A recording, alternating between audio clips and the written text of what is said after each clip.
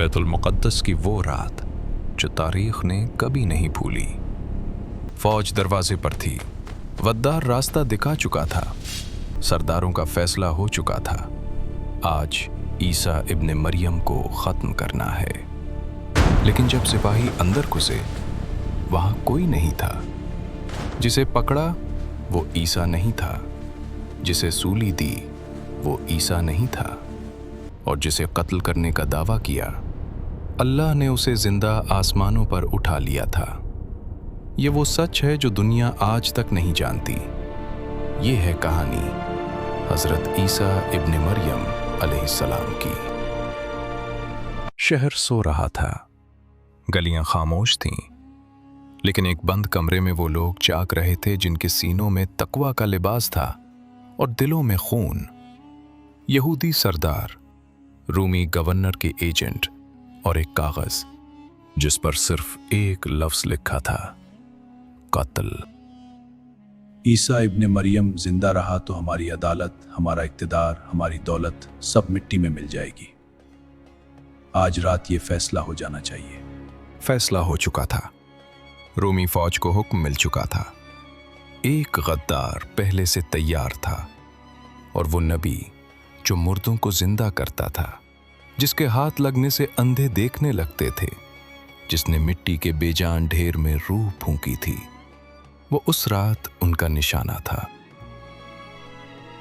मुझे मालूम है वो कहाँ है, मुझे मेरा हिस्सा दो। लेकिन रुको, क्या वाकई अल्लाह का नबी इस रात मारा गया?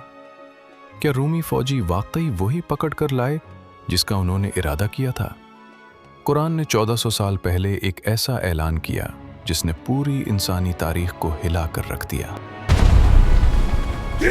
आज कोई नहीं बचेगा। और जब वो कमरे में दाखिल हुए, ईसा इब्ने मरियम वहां नहीं थे। ये कौन है? ये वो नहीं, हमें धोखा हुआ। जो सूली पर चढ़ा वो ईसा इब्ने मरियम नहीं था। अल्लाह ने उन्हें बचा लिया, अल्लाह ने उन्हें उठा लिया। तो वो गए कहां, और वो शख्स कौन था जिसे पकड़ा गया? ये कहानी सिर्फ माजी की दास्तान नहीं, ये एक ऐसी हकीकत है जो आज भी दुनिया की सबसे बड़ी गलतफहमी का मरकज है। आज हम वो सब जानेंगे, कुरान की रोशनी में, तफसीर की गहराई में और तारीख के आईने में। बैतुल मुक़द्दस, वो सरजमीन जहां हज़रत दाऊद ने तख्त संभाला, हज़रत सुलेमान ने हैकल बनाया और दर्जनों अंबिया ने अल्लाह का पैगाम पहुंचाया। ये शहर अंबिया की मीरास था। लेकिन जब हज़रत ईसा अलैहिस्सलाम की आमद से पहले का दौर देखें तो इस मुक़द्दस ज़मीन का हाल देखकर दिल बैठ जाता है। बनी इसराइल पर अल्लाह ने वो नेमतें उतारी थीं जो किसी और कौम को नहीं मिली थीं। तौरात दी, अंबिया भेजे, आसमानी मदद दी। कुरान सूरतुल बकरा में फरमाता है कि अल्लाह ने उन्हें अपने ज़माने की तमाम कौमों पर फजीलत अता की। लेकिन यही कौम अब अंदर से खोखली हो चुकी थी। ऊपर से रूमी सल्तनत का शिकंजा। फ़लस्तीन रूमी गवर्नर के मातहत था। भारी टैक्स, बेइंसाफ़ी और वो जिल्लत जो एक आज़ाद कौम को गुलाम बना देती है, ये सब रोज़ का मामूल था। रास्ते से हट। ये गली अब रूमी मलकियत है, तुम्हारा कोई हक नहीं यहाँ। लेकिन असल मसला बाहर का दुश्मन नहीं था, असल जहर अंदर से फैल रहा था। यहूदी उलमा और सरदार जिनका काम अल्लाह की किताब की हिफाजत थी, वही इस किताब के सबसे बड़े दुश्मन बन चुके थे। तफसीर इब्ने कसीर में आया है कि उन्होंने तौरात के अहकामात अपनी मर्जी से बदल दिए थे। हराम को हलाल और हलाल को हराम कर लिया था। हैकल सुलेमानी जो अल्लाह की इबादत का घर था, अब सियासत और तिजारत का अड्डा बन चुका था। रिश्वत का बाजार गर्म था, फतवे बिकते थे, जिसकी जेब भारी उसका मसला हल। कुरान सूरतुल माइदा में उनके बारे में फरमाता है कि ये लोग अल्लाह के कलाम को सुनकर उसे जानबूझकर बदल देते थे, और ये जानते भी थे कि वो झूठ बोल रहे हैं। अवाम इंतज़ार में थे। उनकी किताबों में एक मसीह के आने की बशारत थी جو انہیں اس ذلت سے نجات دلائے گا۔ لیکن وہ سمجھتے تھے کہ یہ مسیح ایک طاقتور بادشاہ ہوگا، بڑی فوج لے کر آئے گا، رومیوں کو شکست دے گا اور انہیں حکومت لوٹائے گا۔ ہمارا مسیح کب آئے گا؟ ہم کب تک یہ ذلت سہیں گے؟ آئے گا، ضرور آئے گا، اور جب آئے گا تو رومیوں کی اینٹ سے اینٹ بجا دے گا۔ یہ وہ ذہنیت تھی جس نے بعد میں حضرت عیسیٰ علیہ السلام کو قبول کرنے سے انکار کروایا، کیونکہ جو نبی آیا وہ تلوار لے کر نہیں، محبت اور توحید کا پیغام لے کر آیا تھا۔ اسی تاریک ماحول میں اللہ نے اپنی رحمت کا ایک ایسا سلسلہ شروع کیا جسے کوئی نہیں جانتا تھا۔ آل عمران کا گھرانہ بیت المقدس میں سب سے پاکیزہ خاندان مانا جاتا تھا۔ حضرت مریم علیہ السلام کی والدہ نے اللہ سے منت مانی تھی کہ جو بھی اولاد ہو اسے بیت المقدس کی خدمت کے لیے وقف کر دوں گی۔ جب مریم علیہ السلام پیدا ہوئیں تو اللہ نے ان کی کفالت حضرت زکریا علیہ السلام کے حوالے کی، وہ نبی جو خود اس دور کی بدحالی دیکھ کر تڑپتے تھے۔ قرآن سورہ آل عمران میں بتاتا ہے کہ جب حضرت زکریا علیہ السلام مریم علیہ السلام کے محراب میں جاتے تو وہاں ایسا رزق پاتے جو اس شہر کی زمین پر ملنا ممکن نہیں تھا۔ بے موسم پھل، بے موسم نعمتیں، یہ اللہ کی طرف سے اس بچی کی تربیت تھی جسے تاریخ کا سب سے بڑا امتحان دینا تھا۔ مریم علیہ السلام دن رات اپنے رب کی عبادت میں لگی رہتی، دنیا کی کوئی خبر نہ تھی، کوئی فکر نہ تھی، بس اللہ اور اللہ کی بندگی۔ پھر وہ لمحہ آیا جس نے تاریخ بدل دی۔ حضرت جبریل علیہ السلام کمرے میں داخل ہوئے۔ ڈرو مت، میں تمہارے رب کا بھیجا ہوا ہوں، تمہیں ایک پاکیزہ بیٹے کی خوشخبری دینے آیا ہوں۔ میرا بیٹا کیسے ہو سکتا ہے؟ مجھے کسی مرد نے چھوا تک نہیں، اور نہ میں کوئی بدکار عورت ہوں۔ یہی تمہارے رب کا فیصلہ ہے، اور اللہ ہر چیز پر قادر ہے۔ یہ جواب سن کر حضرت مریم علیہ السلام سمجھ گئیں، یہ بشارت نہیں، یہ ایک عظیم آزمائش کا آغاز ہے۔ وہ بستی چھوڑ کر ایک الگ جگہ چلی گئیں۔ تکلیف انتہا کی تھی، تنہائی جان لیوا تھی، لیکن اللہ نے انہیں اکیلا نہیں چھوڑا۔ قدموں کے نیچے پانی کا چشمہ جاری ہوا، سوکھے درخت سے تازہ کھجوریں گری، اور پھر حضرت عیسیٰ علیہ السلام پیدا ہوئے۔ جب حضرت مریم علیہ السلام اس نومولود کو لے کر بستی میں واپس آئیں تو لوگوں کی نظریں اٹھیں، زبانیں چلیں، الزامات کی بارش ہوئی، لیکن اللہ نے اپنے نبی کو گہوارے میں ہی جواب دینے کی طاقت دے دی۔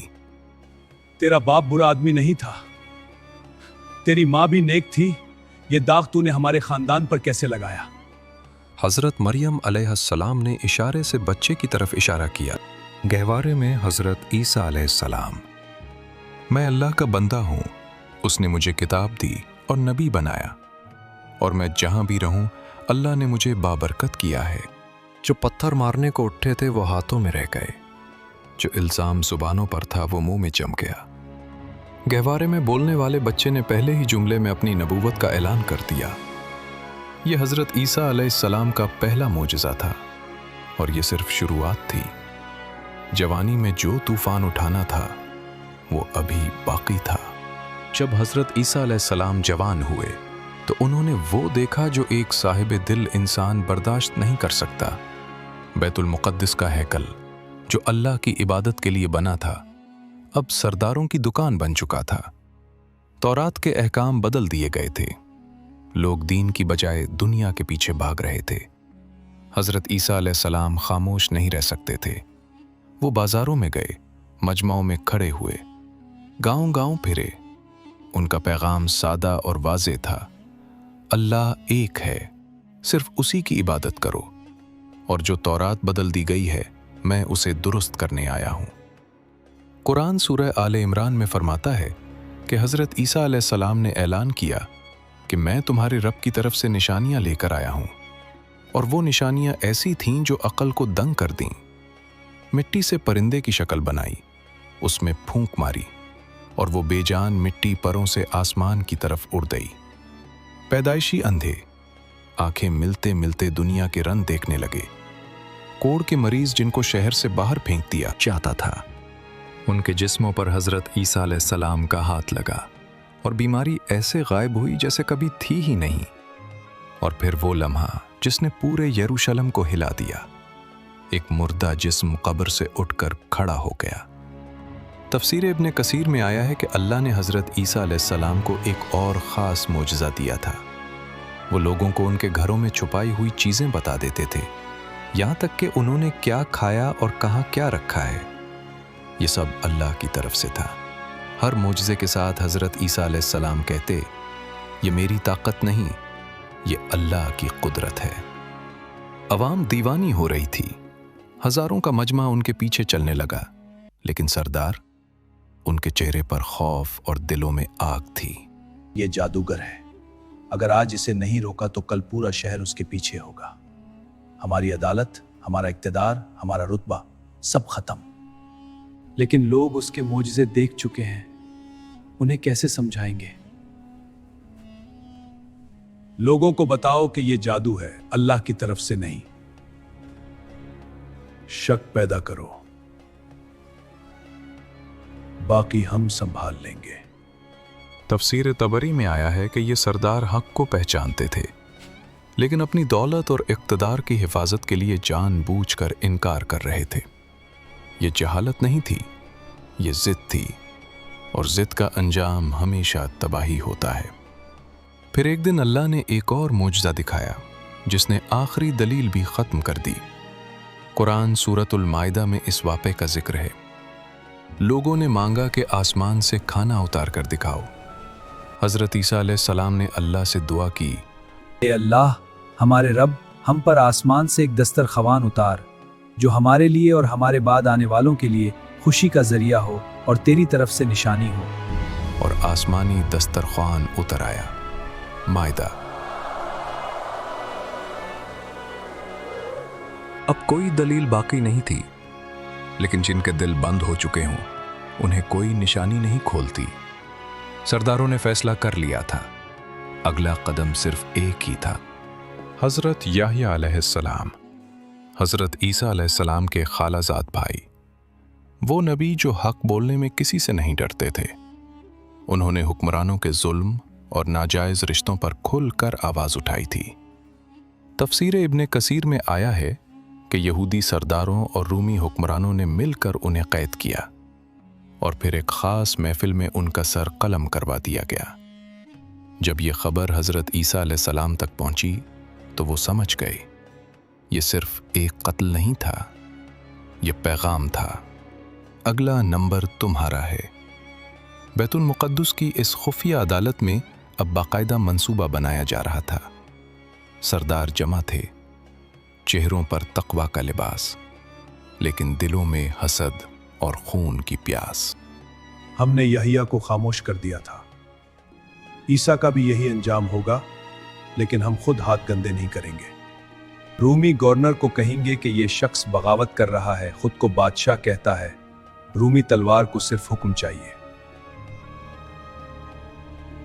मंसूबा तैयार था, लेकिन एक मसला बाकी था।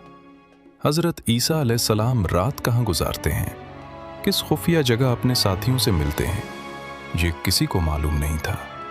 और यहीं शैतान ने अपना सबसे घिनौना हथियार इस्तेमाल किया, एक अंदर का आदमी, यहूदा, जो हज़रत ईसा अलैहिस्सलाम के करीबी साथियों में से था। ज़ाहिर में वफादार, बातिन में लालच और खौफ का मजमुआ। चंद सुकून के बदले उसने वो काम करने का फैसला किया जो तारीख की सबसे बड़ी गद्दारी बनी। इसी रात हज़रत ईसा अलैहिस्सलाम अपने चंद वफादार साथियों के साथ बैठे थे। कमरे में ऐसी खामोशी थी जो तूफान से पहले होती है। तफसीर इब्ने कसीर के मुताबिक अल्लाह ने उन्हें पहले ही आगाह कर दिया था कि क्या होने वाला है। हज़रत ईसा अलैहिस्सलाम ने नज़र उठाई और साथियों के चेहरों को देखा, फिर वो अल्फाज कहे जिनसे दिल कांप उठे। आज रात तुम में से एक शख्स मुझे दुश्मनों के हवाले करेगा।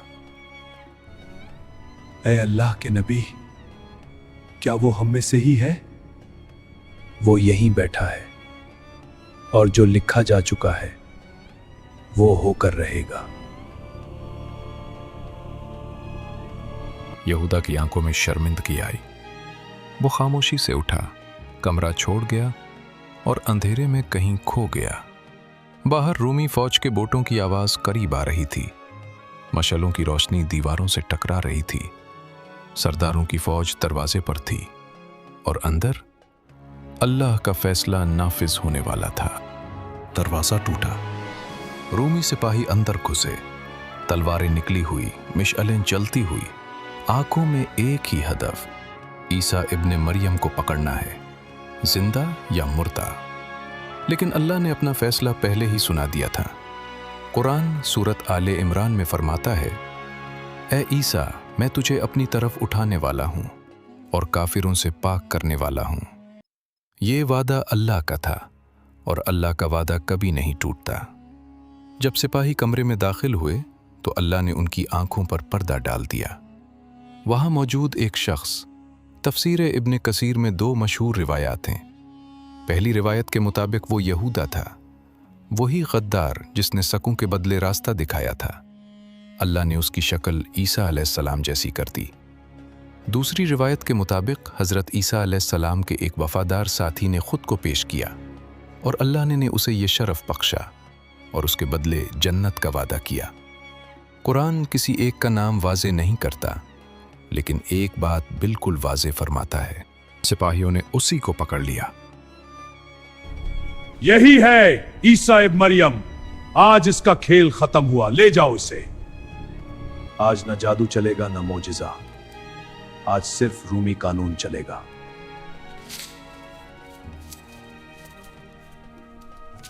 वो उसे घसीटते हुए ले गए, बाजारों में घुमाया। लोगों ने तमाशा देखा, ताने दिए, पत्थर फेंके, कांटों का ताज पहनाया गया। और फिर वो मंजर जिसे दुनिया सलीब कहती है, हाथों और पांव में कैलिंग ठोंक कर लकड़ी के सलीब पर लटका दिया गया। यहूदी सरदार समझे जीत हमारी हुई, रूमी समझे खतरा टल गया, अवाम समझे नबी मारा गया। सब गलत थे। ये ईसा नहीं है, ईसा यहां नहीं थे। अल्लाह ने उन्हें बचा लिया, अल्लाह ने उन्हें उठा लिया। लेकिन लोग मानेंगे कैसे? वो तो कहेंगे कि हमने खुद देखा। अल्लाह की गवाही काफी है और कुरान एक दिन ये सच पूरी दुनिया को बताएगा। सूरतुन निसा आयत 157 और 158 में अल्लाह ने 1400 साल पहले इस हकीकत को हमेशा के लिए महफूज कर दिया। न उन्होंने ईसा को कत्ल किया, न सूली दी, बल्कि उन पर शुबा डाल दिया गया और अल्लाह ने ईसा को अपनी तरफ उठा लिया। वो गालिब और हिकमत वाला है। यहूदी सरदारों ने सोचा था कि एक नबी को ख़त्म कर देंगे, लेकिन वो भूल गए थे कि जिस रब ने मरियम अलैहिस्सलाम के बगैर बाप बेटा दिया, जिसने गहवारे में बच्चे को बुलवाया, जिसने मिट्टी के परिंदे में जान डाली, वो रब अपने नबी को उनके हाथों जलील नहीं होने दे सकता। फतह उनकी नहीं थी, फतह अल्लाह की थी और हमेशा रहेगी। हज़रत ईसा अलैहिस्सलाम आसमानों पर उठा लिए गए, जिंदा, महफूज, अल्लाह की हिफाजत में। लेकिन ज़मीन पर जो रह गए, उनके वफादार हव्वारी, उनका इम्तिहान अभी बाकी था। रूमी उन्हें ढूंढ रहे थे, यहूदी सरदार उनके पीछे थे और शहर में उनके लिए कोई जगह नहीं थी। लेकिन उन्होंने हार नहीं मानी, क्योंकि हज़रत ईसा अलैहिस्सलाम ने उन्हें आखिरी रात एक बशारत दी थी। मेरे बाद एक नबी आएगा, उसका नाम अहमद होगा। वो सब मुकम्मल करेगा जो मैं लेकर आया था। उसकी बात मानो, तुम्हारी निजात उसी में है। और आप हमें छोड़कर जाएंगे? मैं जा नहीं रहा, अल्लाह मुझे उठा रहा है और मैं वापस आऊंगा। ये बशारत कुरान ने सूरत सफ आयत 6 में महफूज कर दी। حضرت عیسیٰ علیہ السلام نے خود نبی آخر الزمان صلی اللہ علیہ وسلم کی آمد کی خوشخبری دی تھی، اور پھر وہ دن آئے گا جب حضرت عیسیٰ علیہ السلام دوبارہ اس دنیا میں تشریف لائیں گے۔ صحیح بخاری اور صحیح مسلم میں یہ حدیث موجود ہے۔ دجال کے فتنے کے وقت حضرت عیسیٰ علیہ السلام آسمان سے اتریں گے دمشق کی سفید مینار کے پاس، اور دجال کا خاتمہ کریں گے۔ وہ اسلام کے مطابق فیصلہ کریں گے، کیونکہ وہ اللہ کے نبی تھے، ہیں اور رہیں گے۔ قیامت کے دن اللہ کا سوال: اے عیسیٰ، تم نے لوگوں سے کہا تھا کہ مجھے اور میری ماں کو اللہ کے سوا معبود مانو۔ اے اللہ، میں نے وہی کہا جو تو نے مجھے حکم دیا، صرف یہ کہ اللہ کی عبادت کرو جو میرا رب بھی ہے اور تمہارا رب بھی۔ آج کے انسان کے لیے اس پوری داستان میں ایک ہی سبق ہے: جب اللہ کسی کو بچانا چاہے تو پوری دنیا مل کر بھی اسے نقصان نہیں پہنچا سکتی۔ جب حق بولنے والوں کو دبایا جائے، جب سرداروں کے دربار میں انصاف پکنے لگے، جب غدار قریب ہو اور دشمن دروازے پر، تب بھی اللہ کا فیصلہ سب پر غالب رہتا ہے۔ حضرت عیسیٰ علیہ السلام کی داستان ختم نہیں ہوئی، وہ واپس آنے والے ہیں۔